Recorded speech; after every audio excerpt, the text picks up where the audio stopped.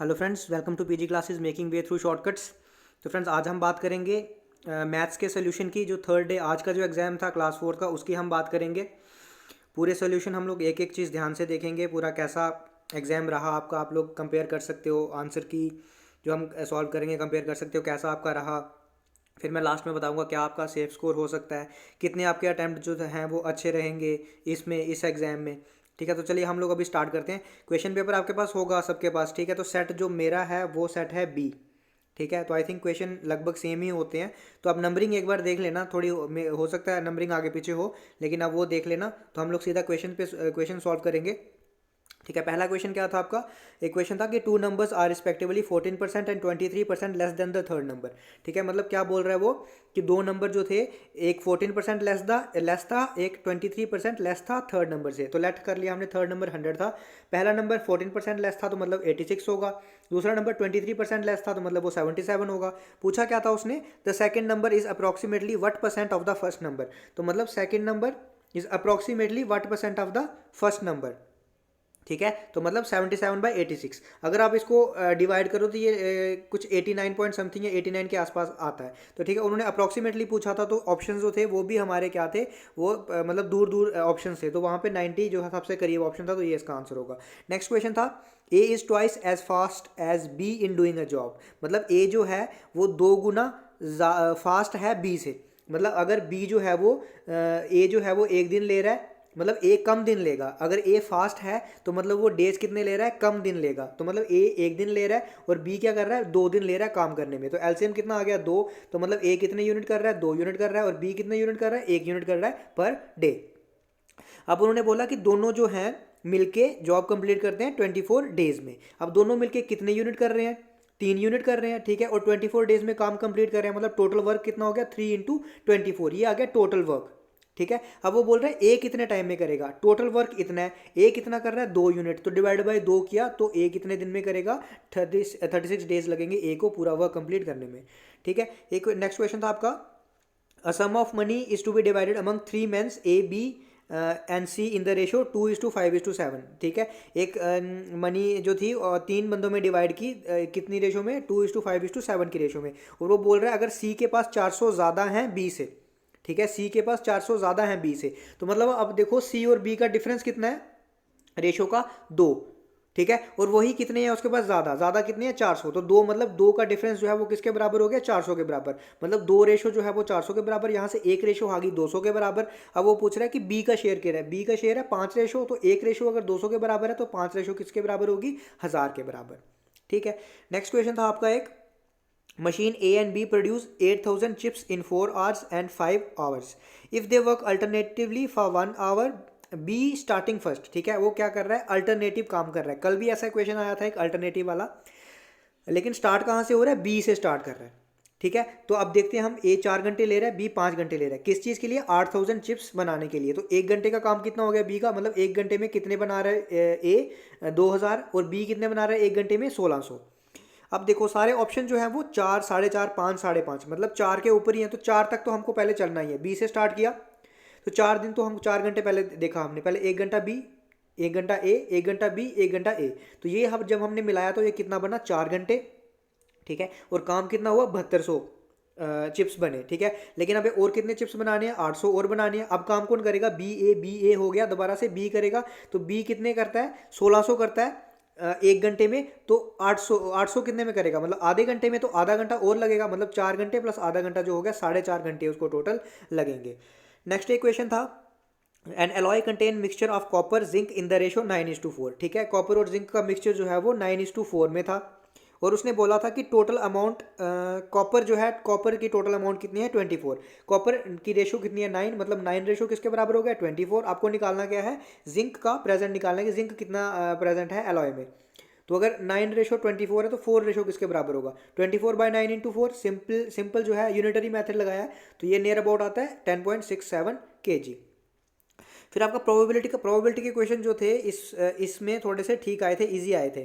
ठीक है, क्वेश्चन क्या था आपका, a team of 4 musician is to be chosen at random out of 3 boys 2 girls and 4 children. ठीक है, क्या था, 3 बॉयज 2 गर्ल्स और 4 चिल्ड्रन में से क्या करना है हमको, 4 म्यूजिशियन चूज करने हैं, ठीक है। तो वो बोल रहा था exactly 2 of them will be children, मतलब 2 चिल्ड्रन होने चाहिए होने चाहिए। तो 2 चिल्ड्रन मतलब 4 में से 2 चिल्ड्रन सेलेक्ट करने की प्रोबेबिलिटी क्या है, 4c2, ठीक है। और 2 किस में से होने चाहिए, 2 होने चाहिए आपके, वो उसमें से भी हो सकते हैं गर्ल्स में से, और 2 बॉयज़ में से भी हो सकते हैं। तो गर्ल्स और बॉयज़ मिला के कितने बने, 5। तो 2 हम किस में से लेंगे, 5c2, ठीक है। और टोटल कितने हैं हमारे पास, टोटल 9 है। 9c सिलेक्ट कितने करने हैं, 4, 9c4। जो भी सॉल्व करके आया था हमारा आएगा 10/21, इसका आंसर होगा।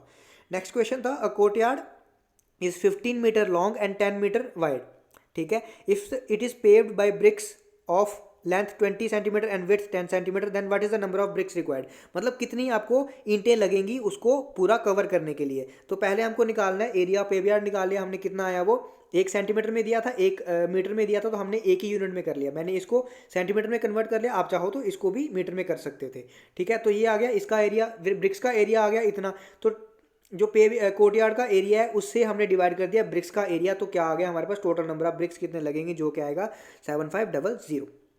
नेक्स्ट क्वेश्चन था इतना सिंपलेस्ट क्वेश्चन कि what percent is equal to fraction 7/8, मतलब 7/8 कितनी परसेंट है। तो अगर आपको ये डायरेक्टली नहीं याद होता, अगर आपको डिवाइड करने में भी मुश्किल आती है, तो आपने क्या करना था, आपको इतना तो पता होगा कि 1/8 जो होता है वो होता है 12.5%। तो आपको निकालना क्या था, 7/8। तो 1 माइनस 1/8 क्या होता है, 7/8। 1 मतलब 100%, 100% में से आपको कितना निकाल देना है, 12.5%, जो कि आता है आपका 87.5%। तो आप लोग ऐसे भी कर सकते थे।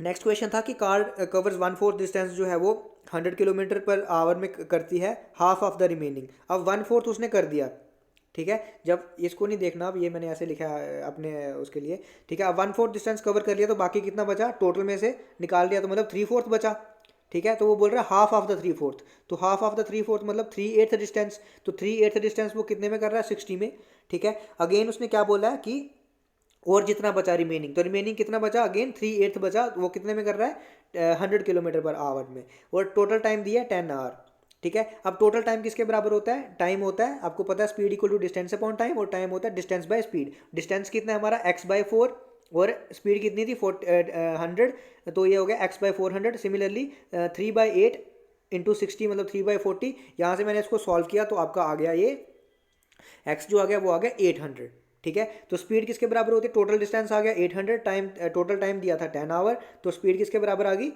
80 किलोमीटर पर आवर, इसका आंसर आ गया।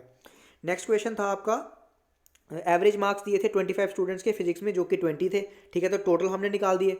और फर्स्ट स्टूडेंट, पहले 12 स्टूडेंट्स के मार्क्स भी दिए थे कि एवरेज कितने हैं 16, तो पहले 12 के कितने हो गए 192। लास्ट 12 के दिए थे 24, तो लास्ट 12 के कितने हो गए 288। दोनों को ऐड किया तो कितने हो गए 480। तो एक स्टूडेंट के मार्क्स निकालने थे 13th के, वो कितने हो जाते हैं, इनमें से ये जो टोटल मार्क्स हुए 500 में से इसको सब्ट्रैक्ट कर दिया, तो आ गया 20 आपके आ गए इसके मार्क्स। नेक्स्ट आपका क्या क्वेश्चन था, नेक्स्ट था कि पैरेललोग्राम की 2 साइड्स हैं 5 सेंटीमीटर और 4 सेंटीमीटर, और distance between longer side is 2, ठीक है। Then distance between shorter side. आपको पता होगा कि एरिया ऑफ पैरेललोग्राम किसके बराबर होता है, length of any parallel sides into distance between them, ठीक है। Length of parallel side into distance between them. तो यहाँ पे हमने क्या ले लिया, या तो ये 2 पैरेलल साइड्स हैं, या तो ये 2 पैरेलल साइड्स हैं, तो क्या कर लिया हमने 5 हमें दिया हुआ है, क्योंकि हमें उन्होंने डिस्टेंस दिया है बिटवीन लॉन्गर साइड, तो हमने लॉन्गर साइड कंसिडर की यहाँ पे 5 into distance between longer side, जो कि हो गया 10। और ये किसके बराबर हो गया, again shorter length into distance between shorter sides. तो यहाँ से हम अगर कैलकुलेट करेंगे तो डिस्टेंस बिटवीन शॉर्टर साइड आएगा 2.5 सेंटीमीटर, ठीक है। नेक्स्ट 13 क्वेश्चन क्या था, नेक्स्ट था कि 6 ईयर्स अगो, ये क्वेश्चन आपका पिछले भी मतलब डे 2 में भी आया था और डे 1 में भी आया था। ऐसा क्वेश्चन मैंने आपको ऐसा ही करवाया था, यही सेम चीज़ मैंने आपको पढ़ाई थी वहाँ पे, और रेशो भी ऐसे ही आती थी सेम, ठीक है। क्या था, महिमा की जो मदर थी, जिसकी भी थी वो, महिमा की मदर जो थी 6 साल पहले 3 टाइम्स थी, मतलब 3:1। 5 साल बाद वो 2:1 की रेशो में थे, ठीक है। अब हमको रेशो बराबर करनी है इसमें, तो रेशो बराबर कैसे होगी, हमने 2 से मल्टीप्लाई किया, जो कि ऊपर डिफरेंस था, ठीक है। 2 से मल्टीप्लाई यहाँ भी और यहाँ भी, ये 3 से 4 बन गया, 1 से 2 बन गया, डिफरेंस कितना आ रहा है 1 का। तो 1 का डिफरेंस किसके बराबर होगा, यहाँ 6 साल पहले 5 साल बाद, मतलब टोटल 11 साल। 1 का डिफरेंस 11 साल, आपको निकालनी है उसकी मदर की एज। तो मदर की एज कितनी होगी 3 × 11 मतलब 33 साल। वो कब हुई 6 साल पहले। 6 साल पहले अगर उसकी 33 साल थी, तो 6 साल बाद उसकी +6 हो गया, मतलब 39 ईयर्स हो गया। नेक्स्ट आपका क्वेश्चन था प्रोबेबिलिटी का, while shuffling a pack of 52 cards 2 cards are accidentally dropped, ठीक है, 2 कार्ड जो थे वो एक्सीडेंटली ड्रॉप हो गए। What is the probability that the missing cards are of different colour. ठीक है, प्रोबेबिलिटी क्या थी कि कार्ड जो थे वो डिफरेंट कलर्स के। अब कलर्स की बात की गई है तो कलर्स मतलब आपके 2 तरह के होते हैं, एक रेड होता है एक ब्लैक होता है। ठीक है, तो क्या प्रोबेबिलिटी है कि वो दोनों डिफरेंट होंगे। देखो, पहला ब्लैक हो सकता है, ठीक है, दूसरा रेड हो सकता है, या पहला रेड हो सकता है और दूसरा ब्लैक हो सकता है। ठीक है, अब पहला ब्लैक है तो प्रोबेबिलिटी 26/52। ठीक है, अब एक जो गिर गया, अब कार्ड कितने बचे आपका, 51 बचे ना। ठीक है, अब विदाउट यहाँ पे विद रिप्लेसमेंट वाला कंसेप्ट नहीं है। ठीक है, आपका कार्ड गिर गया है तो एक हो गया 26/52। अब कार्ड कितने बचे, कार्ड बचे 51, तो दूसरा आ गया 26/51। या फिर क्या हो सकता है, पहला कार्ड जो होगा आपका रेड हो, ठीक है, दोबारा आप कार्ड कितने बजे 51, तो इसको अगर सॉल्व करोगे तो आएगा 26/51, जो कि आपका आंसर होगा। शायद सी ऑप्शन था ये। ठीक है, नेक्स्ट आपका है क्वेश्चन कि average age of father mother son and daughter दी थी कितनी, 16 ईयर्स दी थी। ठीक है, यहाँ से हमने टोटल एज निकाल दी। फिर उन्होंने बोला था फादर इज 5 टाइम्स सन, फिर मदर इज 6 टाइम्स डॉटर, फिर 3 ईयर्स अगो नहीं after 3 years, sorry after 3 years mother जो थी वो 3 टाइम्स सन थी। तो आपके पास यहाँ से एक इक्वेशन बन गई, आपके पास 4 इक्वेशन थी। ठीक है, 4 ही आपके पास वेरिएबल हैं। ठीक है, तो यहाँ से आप मज़े से क्या कर सकते थे, यहाँ से आप एज निकाल सकते थे जो भी आपको निकालना है। ये मैंने सॉल्व नहीं किया है, ये आप में मैं छोड़ता हूँ, आप कमेंट करके बताना आपका इसका क्या आंसर आया। इक्वेशन मैंने बना दिया, अब यहाँ से इसको इजीली सॉल्व कर सकते थे। नेक्स्ट क्वेश्चन क्या है, नेक्स्ट था if a person complete 3/4 of the work in 9 days. ठीक है, अगर वो 3/4 काम जो है वो 9 दिन में कर रहा है तो वो रिमेनिंग वर्क कितने दिन में करेगा। अगर वो 3/4 काम कर रहा है तो रिमेनिंग कितना हो गया, मतलब 1 - 3/4 कितना हो गया, मतलब 1/4 जो हो गया वो हो गया रिमेनिंग वर्क। तो 3/4 कर रहा है वो 9 डेज में। ठीक है, तो एक काम कितने में कर रहा है, 12 डेज में। आपको निकालना कितना है, 1/4, तो 1/4 कितने में कर रहा है, 3 डेज में। Simple unitary method. Next question था perimeter of a sector of a circle दिया था, जिसका पेरीमीटर दिया था और रेडियस दिया था सेक्टर का, और एरिया निकालना था सेक्टर का। आपको पता है, आपने पढ़ा होगा कि सेक्टर का एरिया किसके बराबर होता है, 1/2 इंटू लेंथ इंटू रेडियस। ठीक है, अब अपने पेरीमीटर सेक्टर का दिया हुआ है हमें, तो पेरीमीटर किसके बराबर हो गया, ये लेंथ प्लस ये 2 रेडियस। तो ये आ गया radius plus length of arc. यहाँ से पेरीमीटर हमें दिया था, लेंथ ऑफ आर्क हमारे पास आ गया। फिर हमने किया 1/2 into length of arc into radius, जो कि हमारा आता है।